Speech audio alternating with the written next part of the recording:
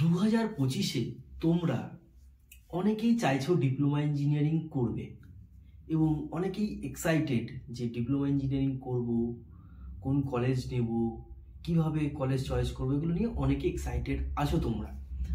তো আজকের ভিডিওর টপিক হচ্ছে যে কারা পলিটেকনিক করবে, কাদের জন্য পলিটেকনিক করাটা ভালো, কারা পলিটেকনিক করলে নিজের ফিউচারটাকে সেটেল করতে পারবে, এবং এর পরবর্তী ভিডিও আনবো কারা পলিটেকনিক করবে না। তাহলে তোমরা যারা পলিটেকনিক করবে ভাবছো, তোমাদের টোটাল ডাউটটা ক্লিয়ার হয়ে যাবে যে আমার মনের মধ্যে যে ডাউটটা আছে যে পলিটেকনিক করব না করব না, করলে ঠিক হবে না না করলে ঠিক হবে। তো আজকে কথা বলবো যে করলে ঠিক হবে কিনা। তো ভিডিওটা শেষ অবধি দেখো, তাহলে বুঝতে সুবিধা হবে। হাফ দেখলে হয়তো ডাউট থেকে যাবে। আর এই ভিডিওটা টোটালি আমার নিজস্ব এক্সপিরিয়েন্স থেকে তোমাদের সঙ্গে শেয়ার করব। তো হ্যালো এভরিওয়ান, আমি ব্যাকবেঞ্চার, তোমাদের সকলকে ওয়েলকাম টু বাংলার ব্যাকবেঞ্চার ইউটিউব চ্যানেলের নতুন একটা ভিডিওতে। তো ভিডিও টপিক কারা পলিটেকনিক করবে। দেখো, সো নাম্বার 1 পয়েন্ট যেটা হলো যে কারা ইঞ্জিনিয়ারিং করবে। যারা ছোটবেলা থেকেই ভাবছো যে আমি ইঞ্জিনিয়ার হব। এবার ইঞ্জিনিয়ার দেখো অনেক রকমের ইঞ্জিনিয়ার আছে। Civil engineer, electrical engineer, computer science engineer, তারপরে তোমার electrical engineer, mechanical engineer, software engineer, আরও অনেক ধরনের ইঞ্জিনিয়ার কিন্তু আছে। এবার এই যে নামগুলো বললাম, এই নামগুলোর মধ্যে তোমার যে কোনো একটা সাবজেক্ট বা যে কোনো একটা বিষয়ের ওপরে তোমার ছোটবেলা থেকে ইন্টারেস্ট আছে। ধরো ইলেকট্রনিক্স ইঞ্জিনিয়ারিং, মানে ইলেকট্রনিক্সের উপর তোমার ছোটবেলা থেকে একটা ইন্টারেস্ট আছে।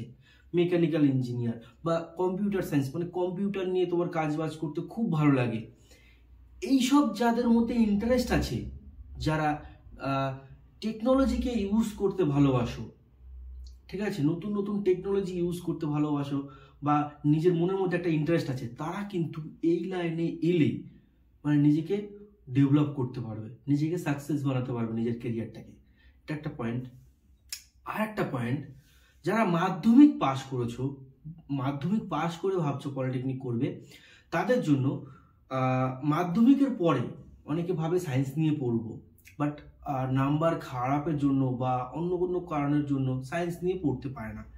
এবার সায়েন্স নিয়ে না পড়তে পারলে হয়তো তুমি কিন্তু ইন ফিউচারে টেকনিক্যাল লাইনে আসতে পারবে না।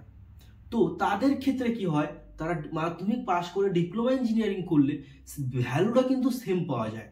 মানে পলিটেকনিক করলেও সায়েন্স নিয়ে তুমি যদি পড়ো, সায়েন্সের একটা ভ্যালু যেরকম থাকে, পলিটেকনিকেরও কিন্তু সেরকম একটা ভ্যালু থাকে।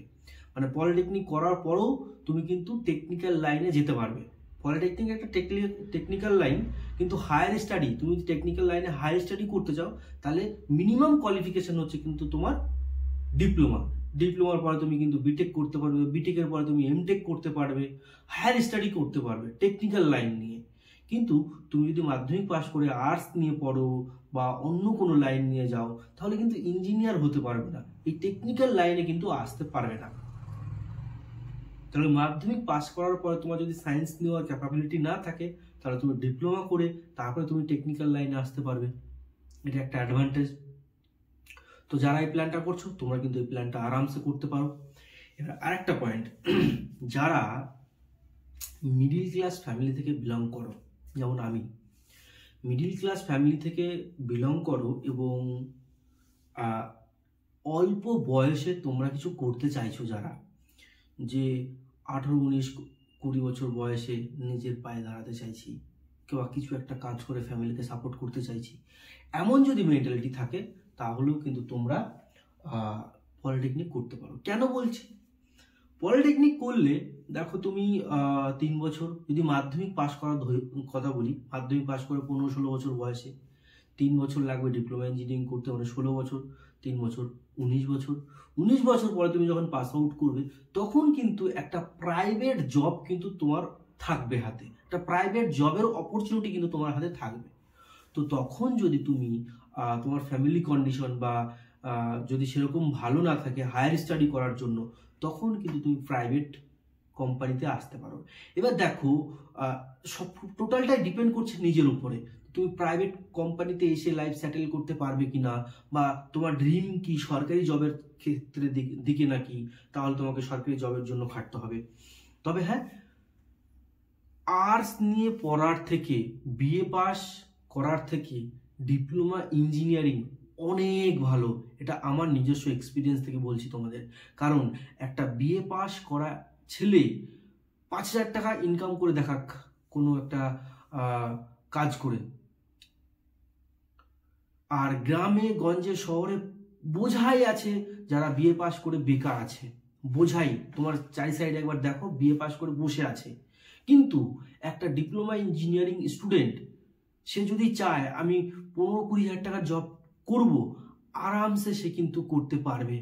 হয়তো আমাদের ওয়েস্ট বেঙ্গলের অবস্থা খুব খারাপ বলে সেখানে জব পাওয়া যায় না সেরকম, কিন্তু ওয়েস্ট বেঙ্গলের বাইরে এলে আরামসে তুমি কিন্তু জব পাবে।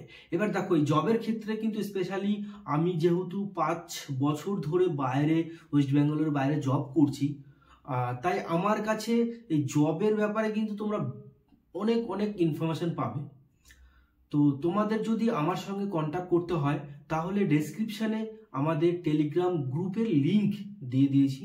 ওই গ্রুপে জয়েন হলে তোমরা কিন্তু আমার সঙ্গে কথা বলতে পারবে। তো ওই গ্রুপটাতে জয়েন হয়ে রাখো। এই যে ডিপ্লোমা ইঞ্জিনিয়ারিং শুরু হলো, এই শুরু হওয়া থেকে কিভাবে পড়াশোনা করবে, কিভাবে ইন্টারভিউ দেবে, কোন কোম্পানি ভালো, কোন কোম্পানির ইন্টারভিউ কিভাবে হয়, ইন্টারভিউর সময় কী সব কোশ্চেন হয়, এই সব খুঁটিনাটি বিষয় কিন্তু আমি তোমাদেরকে সাপোর্ট করতে পারবো। এইটুকু কথা দিতে পারছি তোমাদেরকে, এইটুকু কথা দেবো যে গাইডেন্স। আমার একদম ব্রিলিয়ান্ট স্টুডেন্ট বানিয়ে দিতে পারবো না, কিন্তু যে ছোটোখাটো গাইডেন্সগুলো লাইফে কিভাবে কি করতে হবে না করতে হবে, সেই গাইডেন্সগুলো আমি আরামসে তোমাদের দিতে পারবো। কারণ নিজের এক্সপিরিয়েন্স, কারণ আমি 2016 সালে ডিপ্লোমা ইঞ্জিনিয়ারিংয়ে ভর্তি হয়েছিলাম। 19-এ পাস আউট করে তারপরে জবে ঢুকেছি, প্রাইভেট জবে। সেই প্রাইভেট জব করে যাচ্ছি, 3টে কোম্পানিতে চেঞ্জ করে এখন একটা কোম্পানিতে আছি, তো জব করছি। তো আমার সঙ্গে কন্ট্যাক্ট করতে চাইলে তোমরা টেলিগ্রাম গ্রুপে জয়েন হয়ে যাও।